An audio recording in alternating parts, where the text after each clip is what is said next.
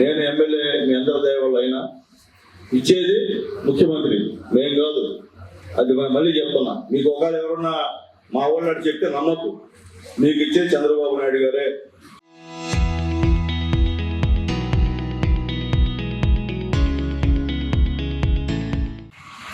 చంద్రబాబు నాయుడు గారు తప్ప ఇంకోటి మీకు ఇట్లేదు.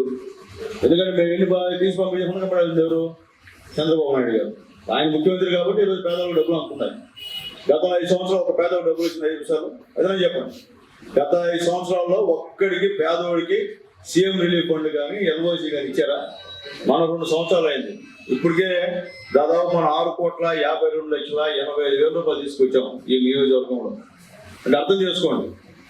ఎందుకంటే మీరందరూ నమ్మకంగా ఎన్డీఏ గవర్నమెంట్ ని గెలిపించారు కాబట్టి చంద్రబాబు నాయుడు గారికి పేదవాళ్ళ పట్ల ఎప్పుడు కూడా ప్రేమ ఎక్కువ కాబట్టి ఈ విధంగా సహాయం చేస్తున్న విషయాన్ని కూడా ఒకసారి మీ అందరూ కూడా గుర్తు చేస్తున్నా.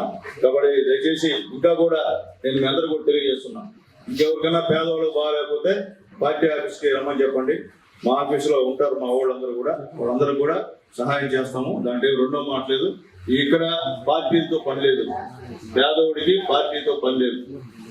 నేను చెప్తున్నా, మళ్ళీ ఒక శాసనసభ్యుడిగా ఆయన చెప్తున్నాను, పేదవాళ్ళ హాస్పిటల్కి డబ్బులు పెట్టుకుంటే ఆయన ఏ పార్టీ అయినా అనవసరం. మాకు పేదవాడు అయితే సహాయం చేస్తాం. ముఖ్యమంత్రి గారు అదే చెప్పారు కాబట్టి మీ అందరూ కూడా అదే చెప్తున్నాం. చంద్రబాబు గారు చెప్పేది అంటే పేదవాళ్ళు సహాయం చేద్దాం, ఎప్పటికైనా గుర్తుపెట్టుకుంటారు. ఎందుకంటే ఒకసారి పొరపాటు చేసినా మళ్ళీ గుర్తుపెట్టుకొని మళ్ళీ దాదాపు 165 కారణాలు ఇచ్చారు మీరు. ఒకసారి మాత్రం గుర్తుపెట్టుకోవాలా ఎంత సహాయం చేసినా, కానీ ఈసారి మాత్రం గుర్తుపెట్టుకోమని తెలియజేస్తున్నాం. ఎందుకంటే మళ్ళీ ఆ గవర్నమెంట్ వస్తే మొత్తం రాష్ట్రం అన్యాయం అయిపోతుంది. ముఖ్యంగా ఇబ్బంది పడితే మన పేదవాళ్ళమే. వేరేవాడు ఇబ్బంది పడు, గొప్పవాడు ఏ పార్టీ పడేవాడు, డబ్బున్నాడు ఏ పార్టీ వచ్చినా పోయి కలిసిపోతాడు. మనం కలవలేము పేదవాళ్ళం, మనం ఎంపీలు పేదవాళ్ళం అట్లా. కాబట్టి మీ అందరూ బాగుండాలన్నా మేమందరం బాగుండాలన్నా ఎన్డీఏ గవర్నమెంట్ పైన మోడీ, ఇక్కడ చంద్రబాబు నాయుడు గారు, పవన్ కళ్యాణ్ గారు వస్తే తప్ప మనకి ఇబ్బంది అయ్యే పరిస్థితి. మీరు చూడండి, గత 5 సంవత్సరాల్లో మీ యొక్క గ్రామాల్లో ఒక్క చిన్న రోడ్డు కానీ ఒక చిన్న కాలువ కానీ ఏదైనా కట్టారా వాళ్ళు?